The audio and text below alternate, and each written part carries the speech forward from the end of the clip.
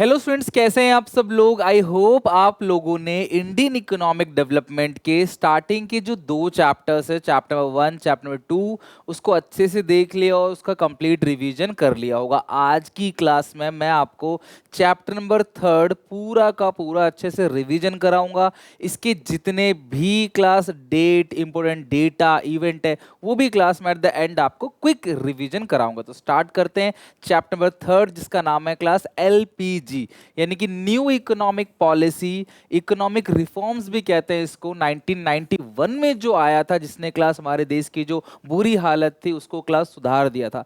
हम लोगों की हालत बहुत बुरी थी 1991 से पहले। इकोनॉमी क्रैश हो रही थी क्लास, हमारे पास इंपोर्ट बिल पे करने के लिए भी क्लास पैसा नहीं था। तब सरकार को सोना गिरवी रखना पड़ा था, कुछ गोल्ड को बेचना पड़ा था, और तब जाके हमारी इकोनॉमी एलपीजी जब आई 1991 में, जुलाई 1991 में, फिर हमारी इकोनॉमी रिवाइव कर गई क्लास। और आज हम लोग क्लास एक अच्छी पोजीशन में है। आज हमारी इकोनॉमी क्लास वर्ल्ड में क्लास टॉप 5 कंट्रीज के अंदर हमारी वर्ल्ड की इकोनॉमी में क्लास हमारा नाम आता है। ठीक है, तो क्या है एलपीजी, पूरा का पूरा डिटेल में अच्छे से क्लास रिवीजन करेंगे।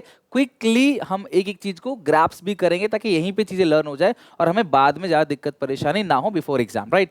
तो सबसे पहले रिफॉर्म्स कब आया क्लास? सुधार। इकोनॉमिक रिफॉर्म्स का मतलब क्या है? जो पुराने सोच थी हमारी इकोनॉमी के रिगार्डिंग, कंट्री को चलाने के रिगार्डिंग, उन सोच को हमने बदल दिया 1991 में। क्लास इकोनॉमिक रिफॉर्म्स आया जुलाई 1991, 24 जुलाई 1991। उस टाइम पे जो प्राइम मिनिस्टर थे वो थे पीवी नरसिम्हा राव, और जो क्लास फाइनेंस मिनिस्टर थे वो हमारे class ex prime minister doctor Manmohan Singh. इन दोनों की क्लास नीति के थ्रू सबसे ज़्यादा क्लास डॉक्टर मनमोहन सिंह ने क्लास उस समय पे इन्होंने बहुत हेल्प किया इकोनॉमी को अपनी पॉलिसीज़ के थ्रू। Liberalisation, privatisation, globalisation, LPG introduce किया 1991 में।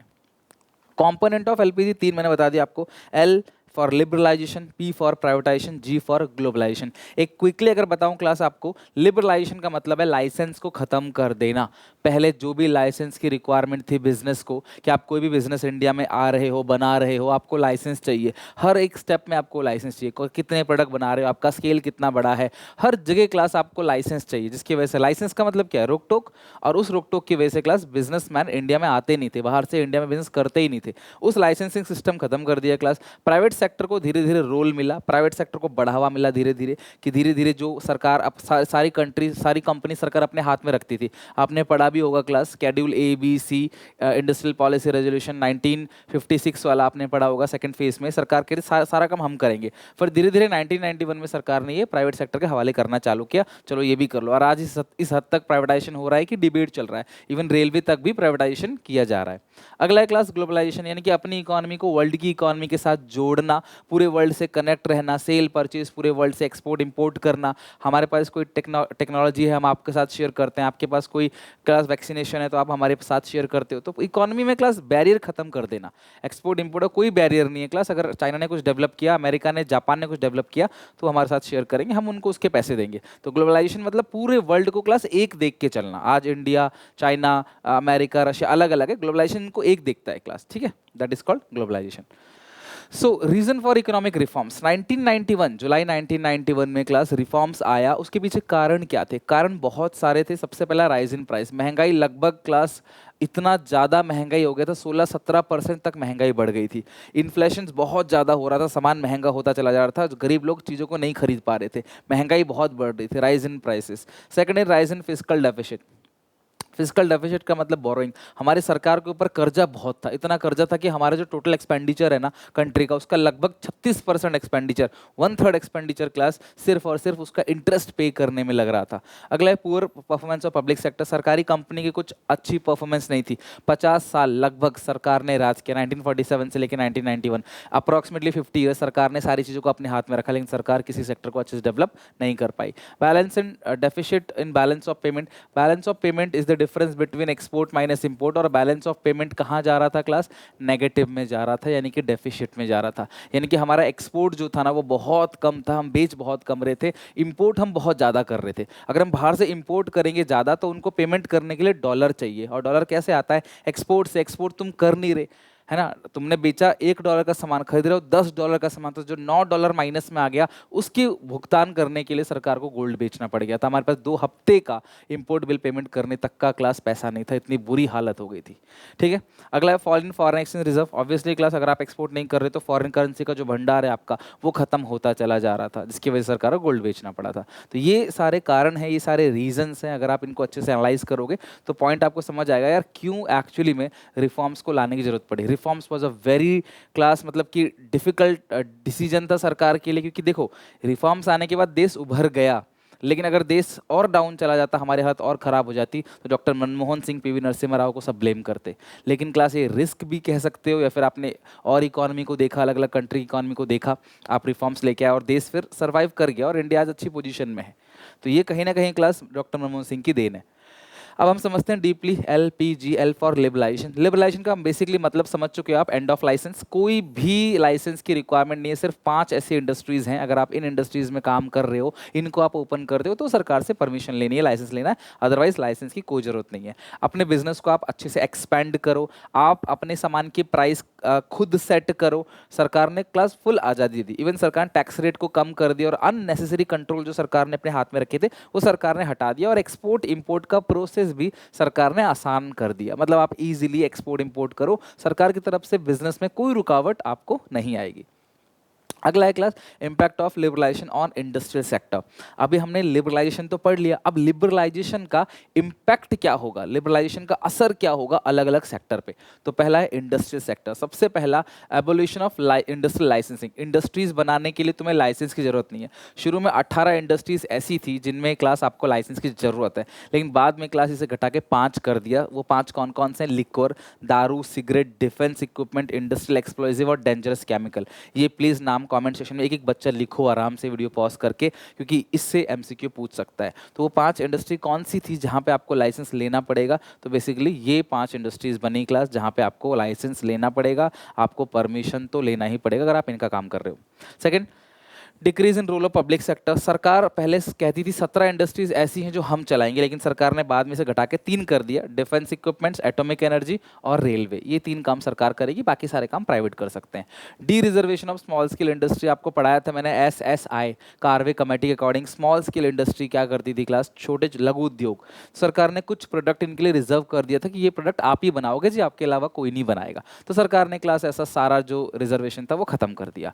कैपिटल गुड्स इंपोर्ट करने के लिए सरकार ने फ्रीडम दे दिया, आज़ादी दे दी कि आप मशीनरी इंपोर्ट कर सकते हो, कितना भी बाहर से इंपोर्ट कर सकते हो, कोई रोक टोक नहीं है। और एक MRTP एक्ट था, उसे खत्म करके कंपटीशन एक्ट लेके आया गया। बेसिकली जो 100 करोड़ से बड़ी एसेट रखने वाली कंपनी है उनके ऊपर बहुत रोक टोक थे पहले, बड़ी बड़ी company. MRTP monopoly restrictive trade practices, उस MRTP एक्ट को खत्म करके क्लास सरकार एक नया कंपटीशन एक्ट 2002 में लेके आती है। तो ये सारे पॉइंट्स हैं जो इम्पैक्ट है लिबरलाइजेशन का इंडस्ट्रियल सेक्टर पे। अच्छा, उसी तरीके से फाइनेंशियल सेक्टर पे क्या इम्पैक्ट पड़ा लिबरलाइजेशन का? तो जब लिबरलाइजेशन हुआ तो इंडस्ट्री पे तो जी ये फर्क पड़ा। अब फाइनेंशियल सेक्टर पे change in role of RBI। Reserve bank of India जो पहले एक रेगुलेटर की तरह काम करता था क्लास, सिर्फ नियंत्रण करना बैंकों के ऊपर, फिर क्लास इसका रोल चेंज हो गया, इसका रोल हो गया फैसिलिटेटर। ये नियंत्रण नहीं करेगा क्लास, ये हेल्प करेगा कमर्शियल बैंक्स को इंप्रूव करने में, लोगों को अच्छी बैंकिंग फैसिलिटी प्रोवाइड कराने में। तो इसका जो काम था वो रेगुलेटर से बन गया facilitator. Increase in private sector bank, number of private sector banks बढ़ने लगे। 1991 के बाद काफ़ी सारे प्राइवेट सेक्टर बैंक जो है वो आए मार्केट में। Increase in limit of foreign investment, foreign investments की लिमिट्स को बढ़ा दिया गया, यानी कि जो बाहर से कंट्री इंडिया में आ रही है बैंक्स खोलने के लिए, उनकी होल्डिंग को क्लास 51% तक क्लास इंक्रीज कर दिया गया। यानी कि आपकी जो इन्वेस्टमेंट की लिमिट है फिर उसको बढ़ा दिया गया, आप इंडिया में आके बैंक खोल सकते हो, 51% तक के मालिक आप रह सकते हो। इवन धीरे धीरे बाद में इसको और भी बढ़ाया गया, बट इनिशियली 51%। अच्छा, फॉरेन एक्सचेंज रिफॉर्म्स। अब जो फॉरेन एक्सचेंज सेक्टर पे रिफॉर्म से क्या इंपैक्ट पड़ा? देखो, 2 काम हुआ, ये बात ध्यान रखना। सबसे पहला, डीवैल्यूएशन ऑफ डोमेस्टिक करेंसी। सरकार चाहती थी कि हम लोग ज़्यादा से ज़्यादा एक्सपोर्ट करें। देखो सिंपल सी बात है, मेरी बात समझना, अगर हम एक्सपोर्ट ज़्यादा करेंगे तो उसके लिए प्रोडक्शन ज़्यादा होगा। भाई एक्सपोर्ट तभी करेंगे ना जब सामान बनाएंगे। प्रोडक्शन ज़्यादा होगा तो एम्प्लॉयमेंट जनरेट होगा, देश की GDP बढ़ेगी, देश की नेशनल इनकम बढ़ेगी, है ना। एम्प्लॉयमेंट बढ़ेगा तो लोगों को रोजगार मिलेगा, और एक्सपोर्ट बढ़ने से डॉलर का जो रिजर्व है वो भी हमारे पास आएगा। अगर हम मान लो एक्सपोर्ट जितना ज़्यादा करेंगे सॉरी, उतना ज़्यादा हमारे पास क्या आएगा, डॉलर आएगा। तो ये सारी की सारी चीज़ें कहीं ना कहीं हमारे फायदे की चीज़ है। तो डीवैल्यूएशन ऑफ डोमेस्टिक करेंसी, तो डोमेस्टिक करेंसी जो डीवैल्यूएशन किया सरकार ने 18-19% तक हमारी करेंसी की वैल्यू गिरा दी, ताकि हमारी करेंसी बाहर वालों को चीप लगे, वो इंडिया से ज़्यादा से ज़्यादा माल खरीदे। लाइक अगर मैं अपने, मेरी दुकान है, मैं कोई सामान बेच रहा हूँ, अगर मैं उसका प्राइस कम कर दूंगा तो लोग ज़्यादा खरीदेंगे। तो यहाँ पे अगर हम अपनी करेंसी की वैल्यू को गिरा देंगे तो लोग ज़्यादा, क्योंकि सरकार ने वैल्यू गिराया, इसको डीवैल्यूएशन बोलेंगे। दूसरा है market determination of exchange rate. पहले फिक्स एक्सचेंज रेट सिस्टम चलता था क्लास, अब ये मार्केट एक्सचेंज रेट सिस्टम आ गया, जहाँ पे जो फॉरेन करेंसी का रेट है वो मार्केट डिसाइड करेगा, डिमांड सप्लाई फैक्टर पे डिसाइड किया जाएगा। अगला है टैक्स रिफॉर्म। टैक्स रिफॉर्म के अंदर सरकार ने क्या काम करा, rationalisation of direct taxes, direct taxes को रैशनलाइज कर दिया, यानी जो बहुत ज़्यादा डायरेक्ट टैक्सेस थे उसको इन्होंने रिड्यूस कर दिया, इनडायरेक्ट टैक्सेस को भी कम किया और टैक्स प्रोसेस को भी सिंपल कर दिया। कुल मिला के सरकार ने टैक्सेस को रिड्यूस कर दिया, आप ये कह सकते हो, और टैक्स प्रोसेस को सिंपल कर दिया। इस डायग्राम से, सॉरी इस इमेज से आप समझ सकते हो, टैक्स को कम कर दिया। अगला है impact of liberalisation in trade and investment policy. तो सबसे पहला इन्होंने क्या किया, ट्रेड और इन्वेस्टमेंट पॉलिसी पे क्या इंपैक्ट पड़ा लिबरलाइजेशन का, removal of quantitative restrictions, export import पे जो भी क्वांटिटेटिव रेस्ट्रिक्शंस थे वो हटा दिए। आपको पता है पहले टैरिफ और कोटा लगाया गया था, quota was quantitative restrictions, tariff was taxes, तो ये टैरिफ हटा दिया। एक्सपोर्ट ड्यूटीज, एक्सपोर्ट करने पे जो टैक्स लगता था सरकार ने वो हटा दिया। मतलब now today export is free, अगर मैं 100 का सामान बाहर बेचूंगा तो वो 100 का ही पड़ेगा बाहर वालों को, सरकार हमसे कोई टैक्स नहीं लेगी। इवन सरकार हमें गारंटी देती है लोन दिलाने के लिए, सरकार बैंकों से कहती है हम गारंटी दे रहे हैं, इनको लोन दो। इंपोर्ट ड्यूटी कम कर दिया और क्लास लाइसेंसिंग सिस्टम रिलैक्स कर दिया, इंपोर्ट लाइसेंसिंग सिस्टम का। अगर आप बाहर से इंपोर्ट करते हो तो आप पे बहुत ज़्यादा रोक टोक नहीं है, आप आराम से इंपोर्ट कर सकते हो। Second is privatisation. सरकार धीरे धीरे अपनी कंपनी को प्राइवेट कंपनी को देती चली जा रही है, या कुछ हिस्सा प्राइवेट कंपनी को देती चली जा रही है, दैट इज कॉल्ड प्राइवेटाइजेशन। तो privatisation can be done in two ways. Private sector का रोल बढ़ाया जा रहा है, सरकार का रोल कम किया जा रहा है। सरकार कंपनी चलाने के लिए नहीं बनी है, समझ रहे हो बात को। तो सरकार क्या करती है, कंपनियां दे देती है प्राइवेट वालों को, जो शुरू में पॉसिबल नहीं था, लेकिन 1991 में चेंज आया एकदम से, मतलब जज्बात बदल गए सब सरकार के, समझ लो। तो प्राइवेटाइजेशन दो तरीके से हो सकता है, अपनी ओनरशिप, प्रॉपर्टी, मैनेजमेंट सब कुछ ट्रांसफर कर दो, और दूसरा है क्लास अपनी कंपनी के कुछ शेयर्स को ट्रांसफर कर दो, that is called PSU disinvestment. मान लो इंडियन रेलवे के 70% शेयर सरकार के पास है, या 77% शेयर सरकार के पास, उसमें से 2% शेयर उसने किसी और को दे दिया, this is called class disinvestment, और वो भी प्राइवेटाइजेशन का हिस्सा है। और आपने पूरी की पूरी कंपनी को ही आपने ट्रांसफर कर दिया तो वो प्राइवेटाइजेशन है, पूरा का पूरा अपना मैनेजमेंट वगैरह सब दे दिया आपने, पूरी कंपनी उठा के बेच दी, ठीक है। तो प्राइवेटाइजेशन हो गया। अगला है अच्छा, ये थोड़ा सा आपको पता होना चाहिए, बहुत कम चांस होते हैं, बट हाँ क्या पता एमसीक्यू पूछ लिया जाए। महारत्न, नवरत्न और मिनीरत्न, सीपीएसई, इसको बोलते हैं class central public sector enterprise, इसको आप सरकारी कंपनी बोलते हो जिसको। The company in which the share in the central government India, सरकार का जो सेंट्रल गवर्नमेंट का शेयर अगर किसी कंपनी में 51% या उससे ज़्यादा है तो उसको बोलते हैं class central public sector enterprise, PSU जिसको बोलते हैं, पब्लिक सेक्टर एंटरप्राइज या अंडरटेकिंग। तो इसमें 3 कैटेगरीज बनाई गई हैं क्लास। महारत्न, इसके अंदर 11 कंपनी है, नवरत्न 13 कंपनी है, मिनीरत्न 73 कंपनी है। अब इनके नाम जो है वो आपको बहुत ज़्यादा डीपली जाना नहीं है, फिर भी मैंने क्लास कुछ महारत्न कंपनी के नाम लिख दिए हैं क्लास, लाइक आईओसीएल, सेल, भेल, GAIL, ONGC, BPCL, HPCL, national thermal power corporation, CIL हो गया, power grid corporation limited. Navratna के 13 कंपनी है क्लास, पावर फाइनेंस कॉर्पोरेशन भी इसके अंदर आता है, और मिनीरत्न के अंदर 73। तो ये कैटेगरी मिली मिली है कि सरकार की बहुत सारी कंपनियां हैं, तो कौन सरकार की नवरत्न है, कौन मिनीरत्न है, कौन महारत्न है, तो सरकार ने कैटेगरी बना रखी है। लेकिन इसमें सरकार के शेयर कितने हैं, 51% और मोर। थर्ड इज ग्लोबलाइजेशन, देख रहे हो क्लास, इकोनॉमी को जोड़ना। ग्लोबली हम कनेक्टेड, आज कहीं भी किसी भी कंट्री में जा सकते हैं, एक्सपोर्ट इंपोर्ट कर सकते हैं, बिजनेस कर सकते हैं, टूरिज्म ले सकते हैं, दिस इज कॉल्ड ग्लोबलाइजेशन। बाहर से कुछ भी खरीदना बेचना कोई रोक टोक नहीं है। अब अरब देश अगर हमसे बोलेगा हम तेल नहीं देंगे तो भी हमारा तो बर्बाद हो जाएगा। हाँ, हालांकि हम भी उन्हें बर्बाद कर सकते हैं चीज़ें, हम भी उनको बेचते हैं, पानी देते हैं, लेकिन मैं एग्जाम्पल के तौर पे बात करूँ तो हमें कितनी दिक्कत होगी। तो इसीलिए क्लास ग्लोबलाइजेशन में ऐसी सारी रुकावटों को खत्म कर दिया जाता है।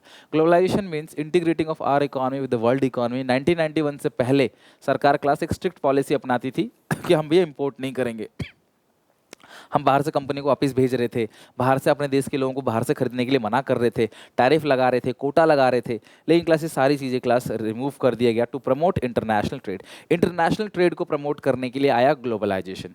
अब ग्लोबलाइजेशन को सरकार कैसे प्रमोट करेगी, तो फॉरेन इन्वेस्टमेंट्स को बढ़ा दिया, यानी कि बाहर से अगर इंडिया में कोई आ रहा है अपना फैक्ट्री खोलने, बिजनेस खोलने, तो वो एक बड़ा इन्वेस्टमेंट कर सकता है। पहले क्या होता था, अगर कोई बाहर से इंडिया में आ रहा है तो वो इंडिया की कंपनी के साथ मिलकर बिजनेस करेगा, मारुति सुजुकी कि टाटा स्काई मिलके टाटा स्काई बनाए, टाटा अलग है स्काई अलग है।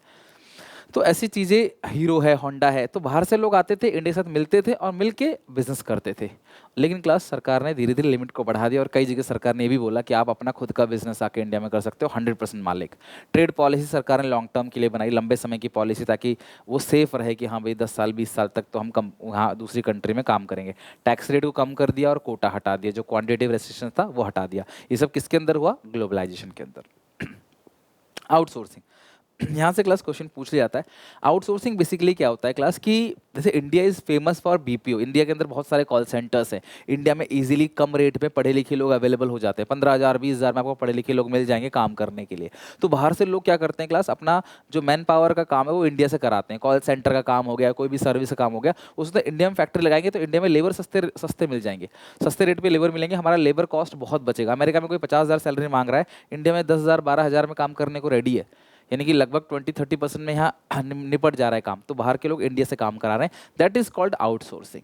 लाइक मैं अपना काम किसी और से कराता हूँ, वीडियो की एडिटिंग किसी और से कराता हूँ, तो ये आउटसोर्सिंग है ना। तो अपना काम किसी और से कराना आउटसोर्सिंग। तो ये आउटसोर्सिंग इंडिया में बहुत फेमस है, बहुत सारी एमएनसी जो हैं वो इंडिया में आउटसोर्स कराती हैं काम अपना, बिकॉज चीप लेबर है और लो वेज रेट पे स्किल्स मैन पावर जो है, जो स्किल्ड मैन पावर है वो मिल जाते हैं। तो ये ग्रोथ ऑफ आईटी, इंडिया में आईटी इंडस्ट्री बहुत ग्रो हुआ है, HCL, इन्फोसिस, है ना। इसके अलावा और भी एसेंचर, बाहर से कंपनी जो आई इंडिया में, या इसके अलावा भी जेनपैक्ट, आपने बहुत सारे आईटी इंडस्ट्री इंडिया में बहुत ग्रो हो रहा है। वो इसी ये क्लास, क्योंकि हर कंट्री से इंडिया में आके अपना बिजनेस चालू कर रहे हैं, क्योंकि इंडिया में सस्ते रेट पे लेबर अवेलेबल है। तो इंडिया एक हब बन गया है क्लास आउटसोर्सिंग का। बीपीओ इसी को बोलते हैं, call centre business process outsourcing. WTO, WTO बहुत इंपॉर्टेंट है, इसके फंक्शंस बेसिकली बहुत इंपॉर्टेंट है। तो बेसिकली क्या हुआ, एक ऐसी इंटर गवर्नमेंटल ऑर्गेनाइजेशन, डब्ल्यूटीओ का पार्ट इंडिया भी है और ऐसे 164 देश डब्ल्यूटीओ का हिस्सा है। डब्ल्यूटीओ इस बात को इंश्योर करता है कि कोई भी ट्रेड बैरियर ना लगे। फंक्शंस क्या है, it helps international trade through removal of tariff. कोई भी टैरिफ और नॉन टैरिफ बैरियर अगर किसी ने लगा रखा है कंट्री ने एक्सपोर्ट इंपोर्ट का, डब्ल्यूटीओ उसे खत्म करता है। तो ये एक ऐसा ग्रुप है, एक ऐसा ऑर्गेनाइजेशन, अगर आप इसके अंदर हो तो आपको इसकी बात माननी पड़ेगी। Implement rules and provision, trade policy के रिगार्डिंग कोई भी रूल्स रेगुलेशन है वो लगाना, रिसोर्सेज का ऑप्टिमम यूटिलाइजेशन हो रहा है कि नहीं उसको चेक करना, एनवायरनमेंट को प्रोटेक्ट करना, एक फ्रेमवर्क बनाना ताकि दो कंट्री के बीच में लड़ाई हो जाए तो कैसे सुलझाया जाएगा, पीरियोडिक रिव्यूज लेना क्लास, ट्रेड पॉलिसीज बनाना मेंबर कंट्रीज के, जो 164 कंट्रीज है। कुल मिला के डब्ल्यूटीओ का मेन काम है ट्रेड बैरियर को खत्म करना, कि दो कंट्री के बीच में किसी भी प्रकार का ट्रेड बैरियर नहीं होना चाहिए। अगर क्लास ट्रेड दो कंट्री के बीच हो रहा है, that is called bilateral trade. जब ट्रेड क्लास मल्टीलैटरल मतलब कई कंट्री के बीच हो रहा है, जैसे एक एग्जांपल है north American free trade agreement NAFTA, तो ये क्लास एक मल्टीलैटरल ट्रेड है। मोर देन 2 कंट्री अग्रीमेंट कर रही है मल्टीलैटरल, 2 कंट्री कर रही है bilateral. An appraisal of LPG, जो ये लिबरलाइजेशन हुआ, प्राइवेटाइजेशन हुआ, ग्लोबलाइजेशन, उसका फायदा क्या हुआ? देखो, जो पर्पस था एलपीजी लाने का वो पर्पस अटेंड हो गया। लाइक इकोनॉमी ग्रो करने लगी, इंडस्ट्रीज का प्रोडक्शन बढ़ने लगा, बाहर से इन्वेस्टमेंट आने लगी, फॉरेन एक्सचेंज रिजर्व जो घट गया था वो बढ़ने लगा, इंपोर्ट कम, एक्सपोर्ट हमारे, मतलब इंपोर्ट कम तो नहीं कहेंगे लेकिन हाँ एक्सपोर्ट हमारे जो पहले कम थे वो हमारे बढ़ने लगे। इन्फ्लेशन पे कंट्रोल हुआ, महंगाई एक हद तक कंट्रोल में आ गया, लोन हमारे ऊपर जो था वो कहीं ना कहीं धीरे धीरे कम होता गया, और क्लास हमारे देश में लोगों को रोजगार का मौका मिलने लगा, बाहर से कंपनी आने लगी तो हमारे लोगों को काफ़ी सारा काम मिलने लगा, प्राइवेट सेक्टर में बहुत सारे लोग काम करने लगे। पहले इतना प्राइवेट में काम नहीं करते थे लोग, लेकिन आज प्राइवेट में ज़्यादातर लोग काम करते हैं। कुछ घाटा भी हुआ, एग्रीकल्चर पे बिल्कुल ध्यान नहीं दिया गया, रूरल एरिया जो है नेगलेक्ट किया गया, रूरल एरिया को सिर्फ अर्बन एरिया को डेवलप किया गया, टैक्स पॉलिसी इनइफेक्टिव हुई, सरकार ने टैक्स रेट कम किया लेकिन फिर भी लोगों ने टैक्स चोरी नहीं छोड़ी, स्प्रेड कंज्यूमरिज्म, बहुत सारा प्रमोट किया जाता है सामान को, बेमतलब का सामान बनाया जाता है बेचा जाता है, इसकी कोई ज़रूरत ही नहीं है ना। बहुत सारी चीज़ें देखो मार्केट में ऐसी मिलती हैं जो ज़रूरत नहीं लेकिन फिर भी हम खरीद लेते हैं। तो कंज्यूमरिज्म मतलब कुछ भी बनाओ और बेचो। Unbalance growth, agriculture sector grow ही नहीं किया, इंडस्ट्रियल और सर्विस सेक्टर पे काम किया गया बस, ज़्यादातर इंडस्ट्रियल सेक्टर पे, जिसकी वजह से जो ग्रोथ हुआ इकोनॉमी का वो अनबैलेंस हुआ। नेक्स्ट है डीमोनेटाइजेशन। यहाँ पे डीमोनेटाइजेशन के जो एम है ना वो बहुत इंपॉर्टेंट है। सरकार ने जो नोटबंदी करी उसके 2 मेन एम है क्लास, डिजिटल जाने का यानी कैशलेस इकोनॉमी, करप्शन को रोकना क्लास, इलीगल एक्टिविटी को क्लास स्टॉप करना, ब्लैक मनी को क्लास खत्म करना, टेरर फंडिंग को रोकना, टैक्स इवेजन टैक्स की चोरी को रोकना और कैशलेस इकोनॉमी को प्रमोट करना। यानी कि किसी भी तरीके से सरकार चाहती थी कि लोग सारा काम जो है बैंकिंग सिस्टम के थ्रू करें ताकि वो ट्रैक में रहे कि कौन कितना खर्चा कर रहा है, कितनी कमाई हो रही है।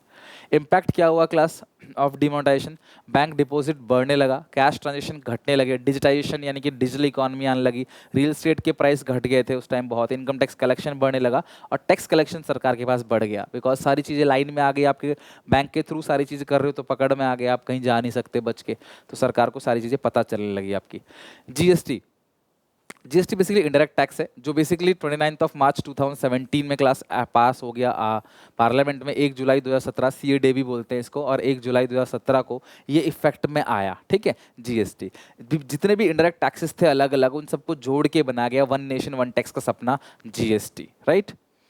अच्छा, जीएसटी के अलग अलग रेट है, 0% यानी नहीं लगता किसी पे 5, किसी पे 12, किसी पे 18, किसी पे 28%, मैक्सिमम 28% तक का जीएसटी लगता है। अब जीएसटी अगर आप एक स्टेट से दूसरे स्टेट में बेचते हो उसको बोलते हैं IGST, integrated goods and services tax लगता है उस पर। ठीक है, और अगर आप सेम स्टेट में बेचते हो तो सीजीएसटी, एसजीएसटी, यानी कि अगर आप सेम स्टेट में सामान बेच रहे हो टैक्स का रेट 10% है तो 12% है तो 6% CGST central goods and service tax, और 6% जो आ जाएगा आपका SGST state goods and services tax. तो इसमें अगर बिटवीन स्टेट तो IGST, same state CGST, SGST लगता है। अगर यूनियन टेरिटरी में बेच रहे हो तो सेंट्रल गवर्नमेंट को एक हिस्सा जाएगा और दूसरा UT GST, union territory GST. Features of GST, comprehensive tax, सारे टैक्स को मिलाकर बनाया गया एक ही tax GST. Multi stage tax, हर स्टेज पे टैक्स लगेगा। मैं ए बी को बेच रहा है, बी सी को बेच रहा है, तो हर स्टेज पे जो है वो टैक्स लगता चला जाएगा। और ये वैल्यू एडेड टैक्स, लाइक मैंने कोई 100 का सामान खरीदा, 10 रुपये का मैंने टैक्स दिया तो मुझे सामान पड़ा 110 का, फिर मैं उसको 150 का बेच रहा हूँ, मैंने 10% टैक्स लिया, मान लो 15 रुपये, तो मैं सरकार को 15 में से अपना जो 10 सरकार को दे दिया था वो काट के 5 दूंगा, तो इसलिए उसको वैल्यू एडेड टैक्स बोलते हैं। पहले 100 का सामान था, अब 150 का भी आप बेच रहे हो तो 50 रुपये वैल्यू ऐड हुआ है, तो सरकार को 50 का 10% 5 रुपये ही टैक्स जाएगा। This is called value added tax. I hope आपको समझ आ गया होगा, लेकिन मैं दोबारा समझा देता हूँ। मैंने 100 रुपये का सामान खरीदा, टैक्स रेट 10% है, तो मैं 110 रुपये का लेके आया सामान टैक्स दे के। ठीक है, अब मैं यही 100 का सामान किसी को 150 का बेचूंगा, तो भैया मैं खरीदा था तो मैंने 10 रुपये टैक्स दिया था, अब मैं बेचूंगा तो भी मैं टैक्स लूंगा ना उससे। अब वो 10% 15 हो गया तो 165, तो 165 रुपये का मैं सामान बेचूंगा, तो जो 15 रुपये टैक्स मेरे को मिला है, ये 15 रुपये मैं सरकार को नहीं दूंगा, 15 में से 10 मैं ऑलरेडी जो दे चुका था वो काट के सरकार को सिर्फ 5 दूंगा। यानी कि टैक्स मेरी जेब से नहीं गया, टैक्स इसकी जेब से गया, क्योंकि ये फाइनल कंज्यूमर है।